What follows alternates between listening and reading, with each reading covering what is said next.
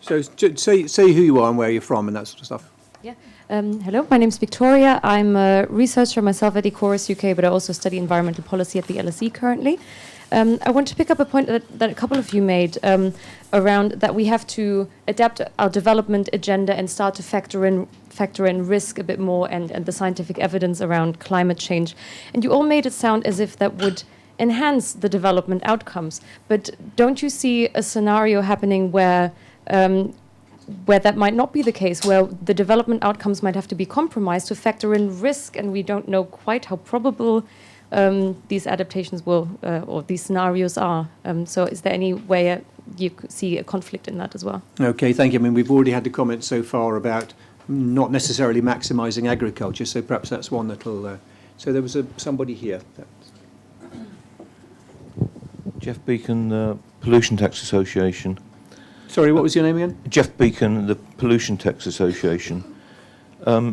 If the rest of the world consumed like us, emissions would cause dangerous climate change within a few years, and there's some doubt about the models being up to date and up to speed on that. And the poor want to be rich. And we probably can't afford everybody in the world to live lives like us. So should we start not only paying for the damage we're causing, but buying them off and saying, for example, to the farmers of Ethiopia, please don't have cattle, we'll pay you not to do it, because they are pretty bad at causing climate change. Okay, thank you. And then there was a man over there somewhere. Thanks.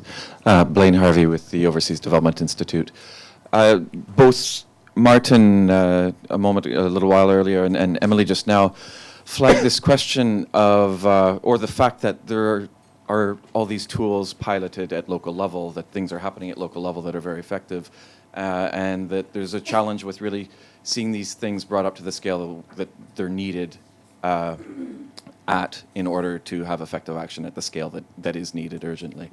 And I'm just wondering if they could reflect a little bit on what's missing. Why isn't that happening? Where are the barriers really between effective responses that are happening locally and governments changing systems? Are we seeing examples of where that's working well, and what is sort of triggering instances where it does work? Right. Okay. Thank you. I wonder, do you want to pick a few of those, Emily, to have a go at first?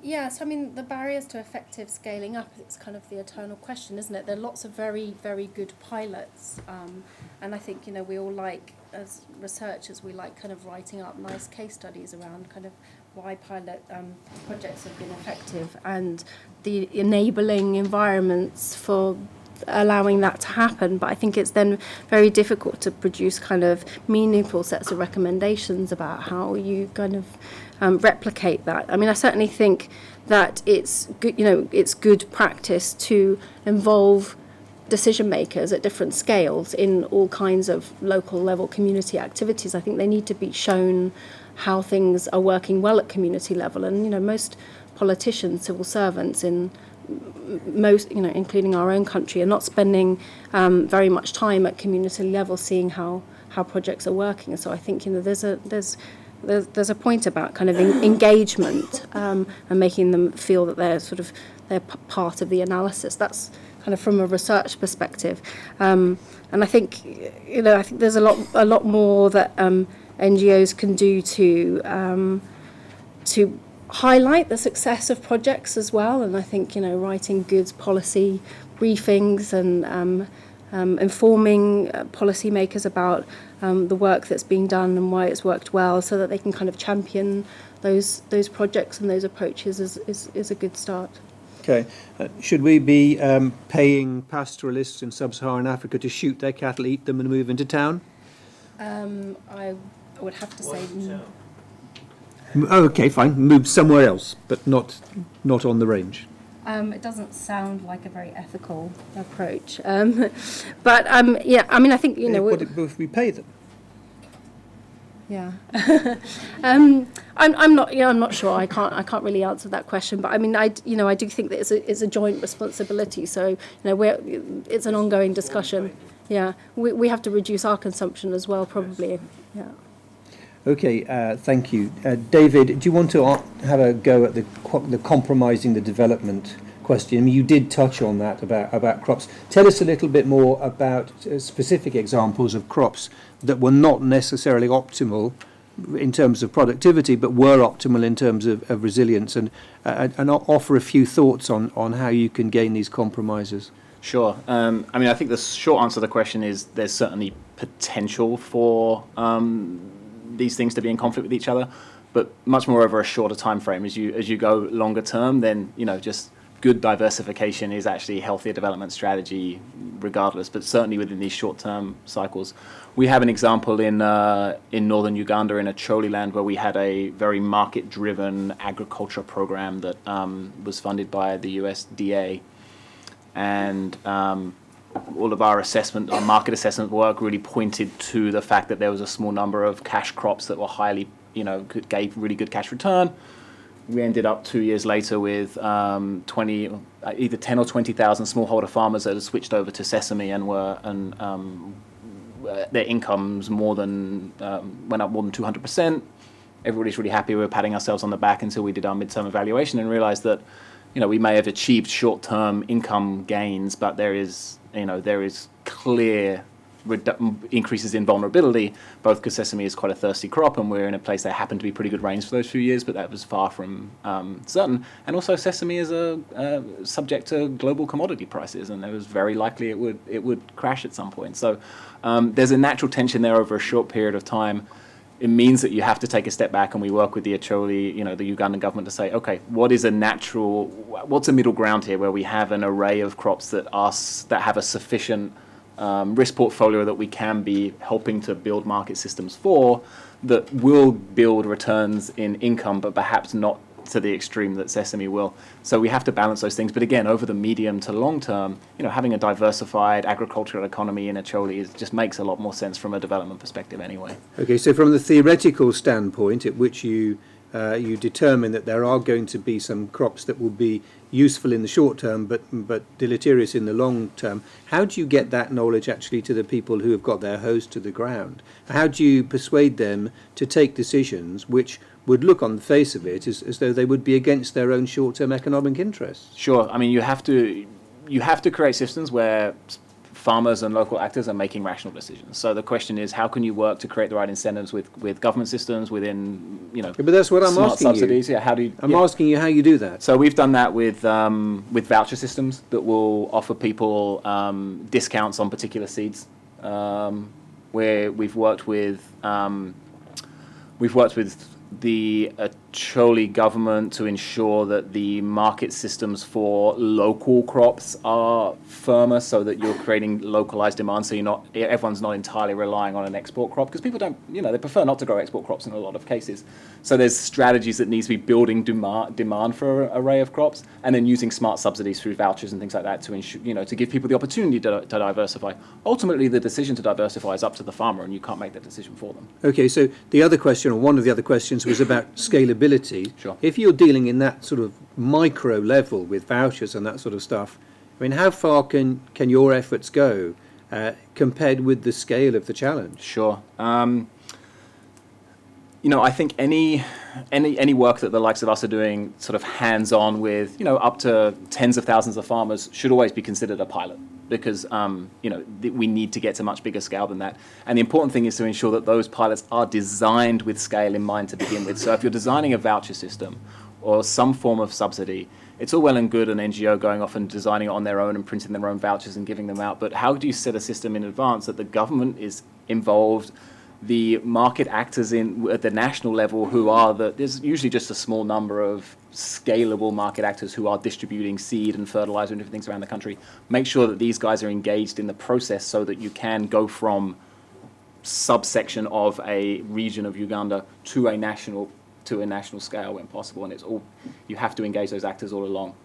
Okay, thank you. Let me take another round of questions. There was a woman here who had her hand up who I didn't call last time. Maybe it was you. I think it was. Might have been. Hi, Louisa Cassinan from the Labour Party Shadow Climate Change team. I was interested in your thoughts on how the Sustainable Development Goals are designed to take into account all of this uncertainty and variability. And as we move into sort of implementing the global goals at a sort of national level, what advice you would recommend for national policymakers on how to sort of best adapt to this uncertain planning? So you've mentioned sort of devolution and increased collaboration. Are there also things like having certain impact assessments for infrastructure decisions that should be taking into account certain factors, or any other thoughts on that? Okay, thank you. There's a hand here. This gentleman here. Hello, my name is Anders. I'm from the LSE doing the master program in urbanization and development. You mentioned moving to towns briefly before, and we see rapid urbanization throughout the world. At the same time, we see food scarcity in, for example, Malawi in 2008. How do you think this kind of like urban riots and political instability, how is that going to hinder development if these events are increasingly occurring in the future? Okay, that's two questions for Martin. I hope you plugged in, Martin. And there was a hand with a green striped arm at the back there. I don't know whether it's male or female, human or animal, but I'm going to assume it's human and female. Hooray. So I'm Naomi Oates. I work on the water policy programme at ODI. I just wanted to challenge the panel a little bit because I feel like so far the debate has been very apolitical, very much talking about problems of information, problems of capacity, touching a little bit on governance, but not really much. And I would just challenge you to say that I feel that vulnerability is very much about inequalities, about power dynamics, about priorities, political priorities, and that I think the complete absence of that discussion from the debate so far is a bit worrying, because I think to reduce climate resilience to a problem of information is really missing the point. Okay, just keep the microphone for a second, because I want to ask you a question. Okay, you could make that point at any development conference you ever go to, couldn't you? You could, but I mean, what's worrying as well with the good governance agenda is that it seems to be about toolkits and about checklists about what governance should look like, and that's very much a blueprint approach to development. And I think we really need to be moving beyond that to thinking about why things don't work in particular contexts and how you engage with the politics and actors in a given context to make things work. But don't you think there is room for a conference like this in which people are talking about technical measures? Isn't it useful? I think you need both, but I do think that particularly with the climate change agenda, there is a bit of a danger of it being reduced to purely a sort of information and technical problem when it's not. Okay, thank you very much. Martin, could you take those first two, please? One is about whether the SDGs have factored in the appropriate levels of uncertainty, variability, vulnerability, whether messages are getting through to national policymakers in terms of infrastructure decisions and that sort of thing. And then also perhaps you'd offer a thought on urban populations and potential instability. Perhaps you could answer both those. Yeah, sure. And in doing so, I'll also acknowledge the latter point about it not being an either-or between the more technical aspects of this discussion and the need to address these governance issues. I think if we don't have the technical tools to express this new nexus in terms of concrete next steps and asks of those governance systems, it's going to be also very difficult to work on all of those more persistent governance problems that like you said, Roger, are typical of many other development challenges at the same time. On the other hand, we're not going to get there just by the technical tools. So as I would say, it's both. And that then also very much applies to this aspect of taking the SDGs forward and also making sure that uncertainty and variability are properly taken into account there. I think there's ample space in the way they are framed, but the way that's addressed is largely up to the national political ambitions that are now put in place to actually go and achieve the targets in the goals. So this is a discussion that will start now, and basically if you look at the SDGs themselves, but equally all of these other big policy framings that have emerged the last year, it's a gigantic stack of shopping lists. So it's rather arbitrary in a way what gets picked up first, and it's up to the national debate to make that happen. And not only what happens first, but also how we're going to achieve that. So it's the prioritization and the how combined to the targets that are set at the national level. And that's where I think a lot of that filling in needs to happen. And I'd say a proper look at risk will then need to include these elements of uncertainty and variability. Clearly, this is also where some of those questions of inequality and focus of whose risks and whose resilience will become very important. So that also links to the last question. And that then maybe also dovetails with the second question about this issue of urban riots, for instance, and instability more generally. Clearly, that's again a chicken and egg problem almost. In quite a few cases, this relates to issues of lack of resilience, lack of resources, inequalities, etc. But I would say it's extra important in a political context, in the sense that, so first of all, I think building resilience may help. I don't think it's the easy solution. We're going to get rid of all conflicts in the world if we just build resilience. I don't think it's that simple. I do think there's a special issue, and it relates to specific areas in cities where you have a particular tendency towards violence. It also applies to broader context of vulnerability. You know, entire countries like Somalia or currently also Yemen, Syria. If you look at the Paris Agreement, for instance, it acknowledges more explicitly than before that we need to pay special attention to the most vulnerable groups. If you look at the IPCC reports where the risks of climate change are highest, it notes that those people affected by conflict are especially vulnerable. Now, if you look at the instruments that we're putting in place to build resilience, we're assuming that state-led interventions will be the main mechanism, and all of the mechanisms are set up like that. And of course, it acknowledges that we'll need private sector engagement and all of that, but most of the instruments coming out of UNFCCC are still primarily government-led. That's not going to work in those fragile contexts.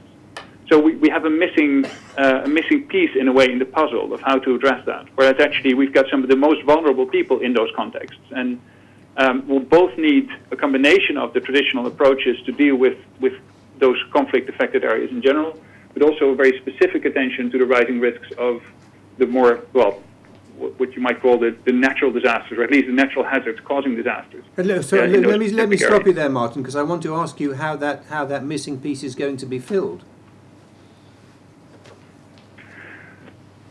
Well, I don't think there are easy answers there, but I think again you'll have to look at the range of actors that can still work in areas where governments aren't functioning very well.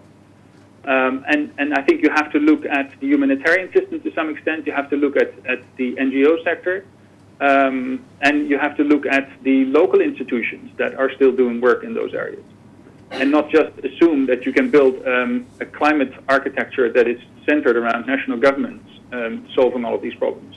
Okay, they'll clearly have to play a role. You'll have to start thinking about a handover back to governmental mechanisms as conflicts subside, or as more proper governance systems re-emerge. But it's not the sole solution. Okay, Martin, thank you. David, briefly. Yeah, I think I just wanted to echo what Martin was saying and build a little that we're talking about technical solutions that go through governance systems. So I reject a little bit the premise of the third question there, because I think you have to. It's not a dichotomy between talking about the governance and political system and technical things, because one has to go through the other to be successful. And it's of course important to be understanding resilience of whom and understanding inequalities within a country. It becomes really challenging in a place where there is no governance system, and the Yemens and Somalias and now Syrias of the world are really, really challenging. And I think it falls on the shoulders of neighboring governments and working closely with the kinds of NGOs and actors who are able to operate in that kind of space. And it's a massive challenge, because increasingly we see the concentration of the most vulnerable in these places that don't have the basic systems in place. Okay, thank you. I still haven't got any world questions, so I don't know if you have a technical malfunction or just a somnolent global audience. So I'm just going to take two very quick points and see if we can wrap them up before 1 o'clock. So I'm looking at somebody there whose top of head I can see. It's a female, I think. just see the top of the head. Thank you. Good afternoon. My name is Reeve, and I'm an urban planner with RTI International, and I'm visiting from Washington, D.C., as some of our colleagues on the stage, I think. But I think what we've been talking about here a bit is investing in strategies despite perfect information and in the light of imperfect data. So I think that the projects on the ground that we're investing in inherently need to be, iterative and adaptive, as conditions change or as systems behave in a way that we don't expect. However, these projects are often funded by donors that have very, specific requirements for projects and expect particular outcomes that are, often established at the onset of projects. So in light of that context, then how do we measure success? Okay, thank you. Let me just take one final one. This woman in the front here. Hi, my name is this on? My name is Corinna. I study environmental policy at the LSE, and I wanted to talk about nuanced information, not only in terms of communication, but also in terms of research, because for some states, there is not enough data on what is going to happen in different regions, just that overall it might become more risky. So we've seen some misallocations of global adaptation funding, and I was wondering whether is there enough research on the positive regional impacts of climate change that might happen? And if there's not, is that because of a lack of attention or just lack of overall funding? Okay. That's the question. Thank you very much. So I think, Kirsty, that's a good one for you, whether we have enough information on positive regional impacts, and also tying in a little bit of the previous question as well about the imperfect information. And a question for me would be, can you hazard a reasonable guess as to when you think you will be able to give pretty useful regional information? So I think that we can give useful regional information now, and I think in this discussion we focus very much on uncertainty, but we're always going to have uncertainty about the future. What I feel the real gains to be made are going to be in understanding the sensitivity of the system. So not thinking about climate extremes in abstract, but thinking about them as the way that they're experienced. And I think this report actually does really highlight how much you can make an advance on that. So Emily gave the example of Mali, where we used a drought indicator across the whole country, and we didn't necessarily see those hotspots of the interaction between extreme droughts and the poverty. But I think that could be to do with but they didn't even deal with the uncertainty around drought. We gave a projection of drought. But I think the next step would be to say, well, why didn't that drought have that effect? And that was probably because of the way that we defined the drought. So Emily gave the example about different communities will experience and cope with those droughts differently. So I think actually there are huge amounts of gains that we can make in terms of getting better information out of the climate science by understanding what question we're asking. So don't define drought necessarily as just a deficit of precipitation across the whole year. David gave the example of you could have 5 days delay in a rainy season having huge catastrophic impacts. But as a climate scientist, should that be the thing I'm looking for? Should that be the definition of an extreme of dryness, is a 5-day delay in the rainy season? So I think it really is critical to get that interaction between the impacts of social science, understanding the vulnerability on the ground and asking the right questions of the climate science. We are always going to have this uncertainty. Just because it's the future, we have the other uncertainties about what everyone will do or how they will respond, or the political outcomes, the conflicts we talked about, way more uncertain than the climate science. We just need to make better use of the climate science, and we need to do that by bridging that gap, I think, between natural and social science. Who determines the parameters of what questions you ask and the ways in which you interpret data? Do you do that yourselves, or are you doing it in consultation with other people? It's a combination. I think traditionally we've done it ourselves. So I've made up a definition of drought based on, as we said, the extremes of the distribution of climatology. I might say the bottom 10% of rainfall events, I'll call those droughts. Increasingly, we're starting to work to understand, well, what was the impact? So let's look at a case study of a drought that occurred where it was reported as a drought on the ground, and look at what the climate or the weather was like at that time, and use that as our definition of drought, because we know this is the kind of weather that causes an impact. And do you have the capacity to do that?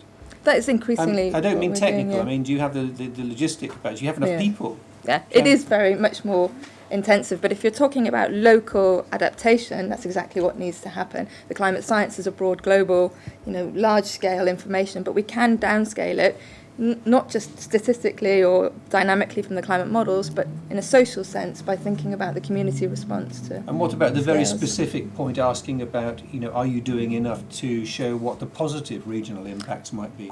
Well, I think both of those come out that way. Again, it's by understanding the whole system. So how does that community or the thing that you're looking at, how does that interact with weather and climate? I think both of those things will come out. There does seem to be a tendency that people tend to ask us questions from that negative side. Yes. But yeah, we don't have to just look at those. No. Yeah, okay, thank you. Emily, would you like to field the question about imperfect information, donor requirements, and how one would measure success? I suspect that's something, again, that pertains to a lot of development projects, not just anything to do with climate change. Yeah, that's right.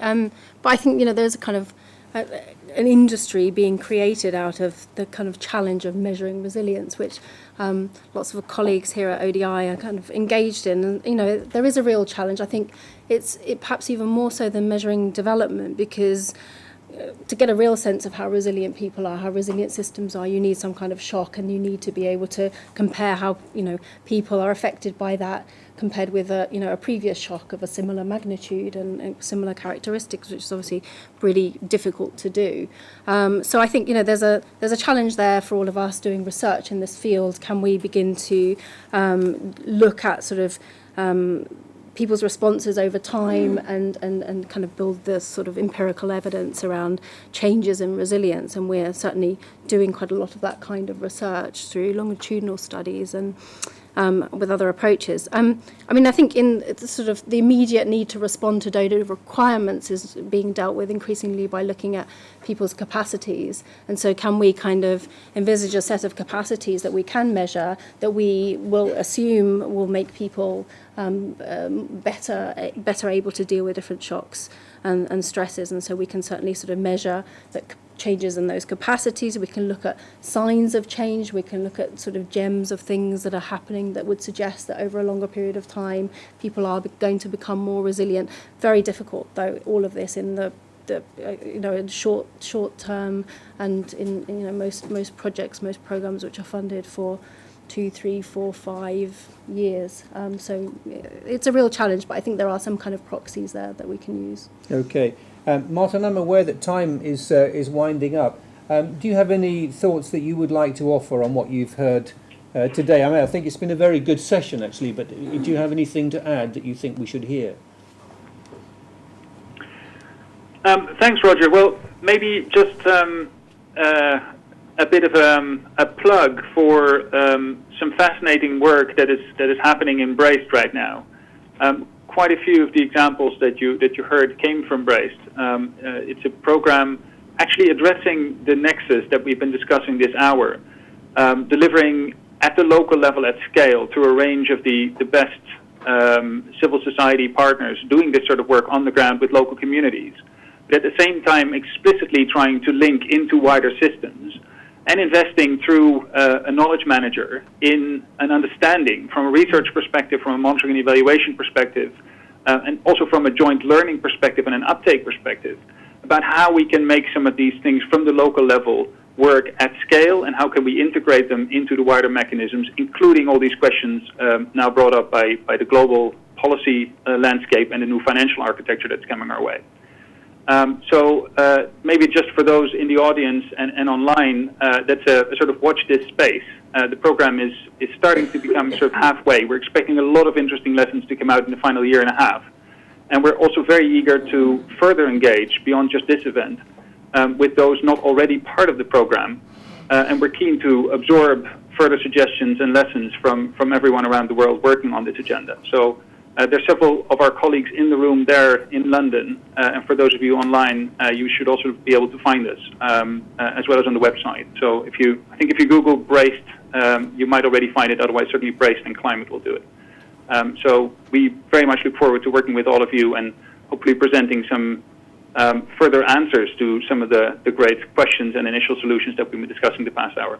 Okay, thanks, Martin. I'd add something from my point of view as a communicator as well, and urge you all to ensure that your final outcomes from the project are communicated in language that people can understand, in terms that people find accessible, and in a way that will encourage people to read it and digest it and not stumble over odd bits of jargon or bad bits of verbiage, which is a way that happens with, many reports go that way, and I'd urge you to really put a lot of effort into the final communications push. David, any thoughts from you? Yeah, I think for those involved in development planning or implementing, the one thing that I would emphasize is that we push ourselves to think about resilience, climate resilience, as a long-term issue, and we need to be able to form our measurement strategies to ensure that we're taking into account that long term. I think we're in danger of driving ourselves a little crazy trying to measure resilience or achieve resilience outcomes in 2-year project cycles. I think as a sector, we've got to break ourselves out of that and start thinking about what are we achieving at the portfolio level across a range of implementers in partnership with governments over longer time frames. I think that's the only way we can really make sense of this. And then we can focus our projects on elements of that are achievable and measurable that will contribute towards that goal. Okay, Kirsty, have you learned anything today? Yes, I have. That's always a nasty question, that, isn't it? I withdraw that. That's a horrible question, because it's a no, when did you stop beating your wife question, isn't it? You can't possibly say no. Well, I think for me, coming from a climate science background, it's very important, I think, to engage in these kind of sessions, to understand the languages and the differences. And I suppose this report is a key example of where we try to work across those bridges. And I suppose my final thoughts would be around that it is the relationship between climate extremes and the relationship between extremes and disasters, which is so important. Why I think there's some real progress to be made in terms of understanding the impacts of climate change. Okay, thank you. I'm asked to offer some final thoughts as well. I mean, there are so many, I don't know really where to start. The one thing that really has struck me is the difficulty of communication for us professional communicators of this whole business, this nexus of climate and weather, and the fact that people do experience climate extremes in terms of weather, which we wouldn't necessarily call a climate extreme. And, we are really, really stuck on this in the global media and how to try to get our heads around this. And I've learned something today that I guess was in my face before that I hadn't kind of figured. So, we're always lagging behind you practitioners and you theoreticians. It takes us a while to catch up, and then it takes the general public and the politicians, because they often they listen to us much more than they listen to you, because it's easier to listen to us than to listen to you, frankly, sometimes.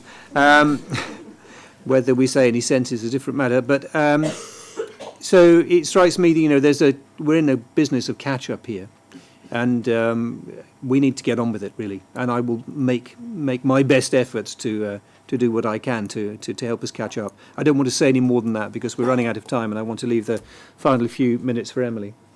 Thank you. Yeah, I think this has been a great discussion, and I think in sort of response to the general question around sort of how political should this be, I think there is also a place for bringing to the attention of climate science and this whole kind of lot of money and time being spent on developing models and forecasts, bring this kind of development dimension to it. What's this all for? What's it going to be used for?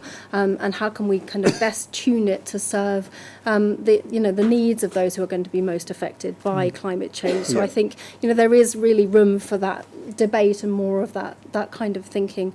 And I think how can we sort of change our way of making decisions, both sort of in the kind of political level, probably at community level as well, so that we can incorporate some of this information. It may not be perfect, but I think we're not used to doing planning in that way. We don't normally think about different sort of scenarios and possible climate futures when we're doing planning. So I think that's an important.